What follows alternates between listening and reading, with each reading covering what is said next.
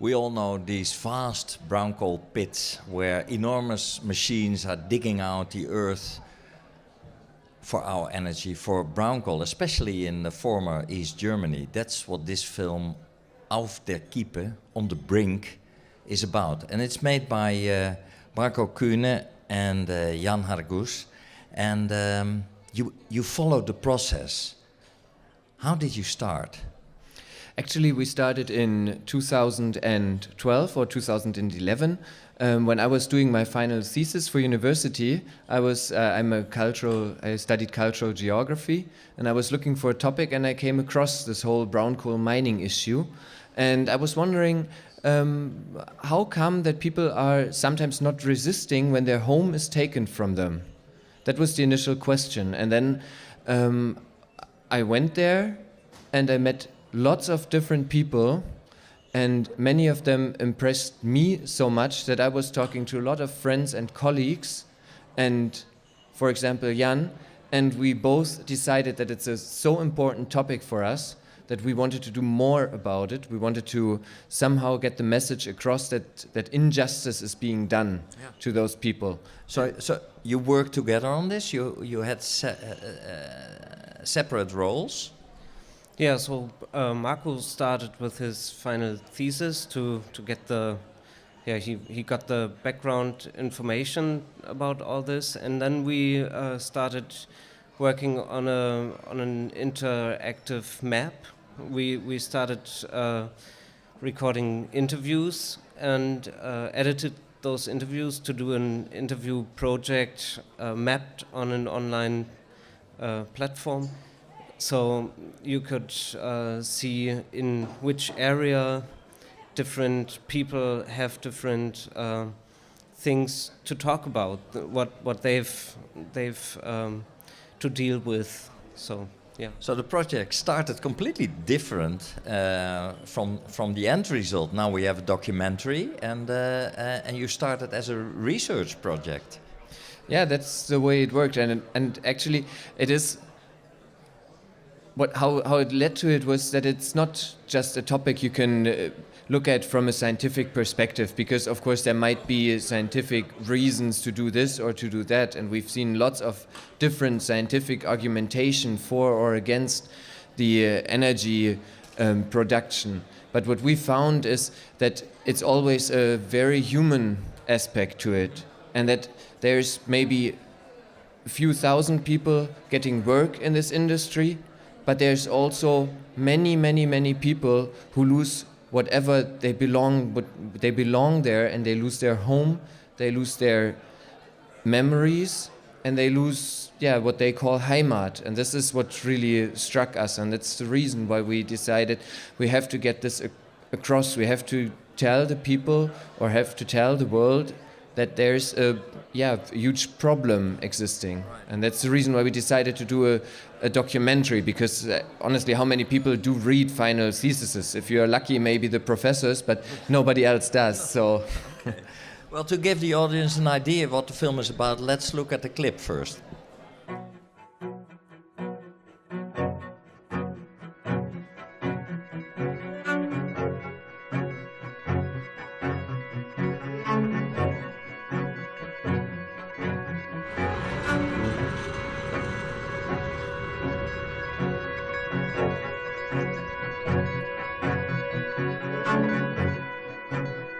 Die Dörfer, die weggebaggert werden, das ist so viel altes Kulturgut, was für immer verschwunden ist. Das ist alles unwiederbringlich. Was weg ist, ist weg.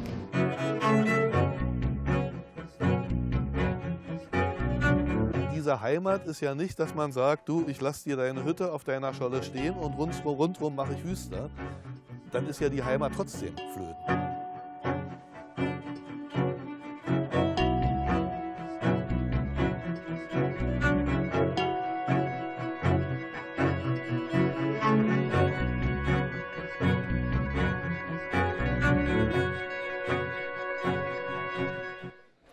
Yeah, some fantastic shots which exactly explain what's happening the destroying of the landscape and what you say, the memory. But for me, brown coal seems something of the past already. It seems something of the former East Germany, but it still goes on. There isn't no equivalent to the brown coal. It's not in another way that they can make energy. How about that? Actually, it's not only, of course, there's one big region in former Eastern Germany, but there's also another region in Western Germany not many people outside of maybe the area know about, and that's the whole problem, because it's a very regional protest and it's a very regional problem maybe that people would have to deal with it in their neighborhood, in their garden. They are resisting. But on the other hand, the effects the brown coal burning has for the whole, you could say the whole world, this is really a global problem, because the climate change, there's a definite link between burning coal and producing CO2 and the climate change. And this is something a lot of people don't know that it's been done, but there's many tons of coal being dug out every year and burned. And for example, if you take 1 ton of coal which is burned, is 1 ton of CO2. Right. So that's a big number. So that's two sides of a very bad coin, one could say. The destroying of the landscape, the destroying of the wood, the original landscape, and the pollution that comes with it. But who is on the wheel? Who can decide where to stop? That's a tough question. At first, there's the politicians. They should consider or have to consider ending this, because there's a financial point of it. There's the CO2 arguments, but on the other hand, there's the companies, and they argue with employees, so they have a strong argument that politicians listen to. So, but we all know the effects. We all know the effects of pollution and the burning of brown coal. It's an international case. But if I look at your film, you see that such a small amount of people resist and try to resist. It's only local people, and it's so sad to see that they are overruled by other powers. Yeah, somehow it starts locally. That's right, but it's becoming more and more. It's becoming bigger and bigger, and the protest is reaching out. For example, this year there's been a massive protest of many people, and not only local people, but also young people from all over Europe that went to the Rhineland, which is the second big coal site, and they flooded a whole pit. They said, we don't want to stop the diggers, we don't want to climb. They said, we want to stop the diggers, but not by force, but by a peaceful protest. They just went into the mine, and of course, for safety reasons, the machines had to be stopped. So for many hours, the machines were stopped. And this is really nice to see, because 4 years ago, there was not a lot of protest. Then it grew and grew and grew. During our documentation, it gets bigger and bigger. And in 2015, we experienced people coming from all over Europe to protest against this dirty business. And this is something that really gives the people a strong argument to keep on fighting for their goals. And when did you start the project? How long have you been following the process? Okay. In 2012, we started this interview project, and I think it was in 2013 that we figured out that those parts of the Lusatia where we've been filming, some of those areas don't exist anymore. The forest, for example, and we've figured out that if we don't get this message out, if we don't do a narrated story about it, people won't see what's happening there. But normally, as a documentary maker, the best way to show things that's happening is show both sides. But you more or less have become activist in the process of making the film. Yeah, actually, that's our background as filmmakers, because before doing this long-term documentary, we were working in this video activist group, which is in German called Graswurzel TV, and in English you could translate it into Grassroots TV, which is getting the word from the so-called grassroots journalism, people telling the stories behind actions. That's what we were doing since 2006. So we did a lot of those short clips we published online about the anti-nuclear movement in Germany. We also did coverage of protests against the G8 protests and animal welfare things. And this is the first time we worked continuously for 4 years on the goal of getting a long-term documentary done.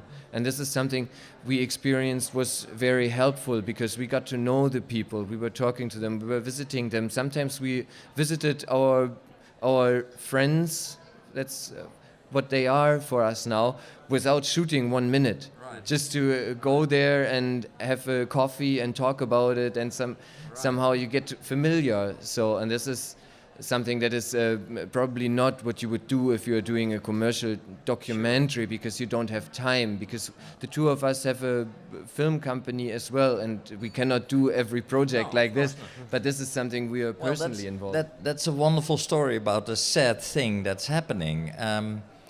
Did you show the film already to the brown coal industry, and how did they react? No, we didn't show the film to the industry. I don't know, maybe they were at the first kind of pre-premiere we did in Lusatia, but we didn't get any reaction now. But we showed it to the people affected. And this was really moving situations. People, one of them had to go out because he couldn't endure to see what's going on, to see it again, the destruction of the nature. The next one was really in tears and telling us, you did a good job, and people really see we are telling their story, and this is all we were aiming for, and this is and it's wonderful to see this film getting published and see more and more people. So the film helps in their awareness, and I'm surprised that the awareness comes so late, because it's such a vast work that you see, and the destroyment of the countryside is amazing that people are willing to accept it. And now finally, after all these decades that they dug out the earth, people see the result, and well, they're completely fucked in the end, of course. And what will be the near future of brown coal winning? What do you think? You're skeptical. No, actually I'm optimistic, because I think, I don't know if the near future is the right estimation, but I think the brown coal, the era of the brown coal is over. It will end, because I don't think politicians can ignore the facts of climate change, health risks. There's a lot of health risks going along, and there's also the unnecessary destruction of villages, nature, and so on. And I also think if more and more people take action, not everybody has to go into the pit, but everybody can change their energy utility, for example. Go to a green energy company, go to a company that says, yeah, we want solar, we want wind, we want water. And all this puts the utility under a lot of pressure. And at one point, I hope, they will see brown coal, that's not a future energy source anymore. Okay, I like that optimism, and go for it, and I hope this film will help. But at one point I want to play the advocate of the devil. and that's people make money out of it, and the people that live there, they have a job in those pits, so they will lose their jobs. So how can you deal with that? Yeah, there's always jobs involved in those industrial projects, but we have one example of the village Proschim in our film, and in Proschim, which is one of those villages that would have to vanish if they really want to open this mine. And in Proschim they started the shift from just, they are farmers, they are normal people, but they started to invest in alternative energies. So now Proschim has many solar panels, they have biogas, and that offers new opportunities for new jobs, of course, in a new way of producing energy. Is that the point? That is one of the points, of course. But also, there's one aspect we should not forget about. Nobody is asking, or most people are not asking to stop with the brown coal mining now. And there's so many bad results that will have to be dealt with within the next centuries. So everybody who's working in we are not the economic experts, but we just know what people are telling us, and we believe in a lot of different arguments we hear about from different institutes and scientists. And they say if we continue with the brown coal, with the planned pits, then nobody will have to lose their job, because we make a transition not only in the energy sector, but also in the business sector. And then people, of course, the next generation of workers don't have to be in the pit. They can also climb on windmills and make a lake out of it, and maybe they can become sail instructors or whatever. Tourism. Well, anyway, your film, it's a great film, and I hope it will add to the awareness of a more ecological world. Thank you very much. Thank you for having us.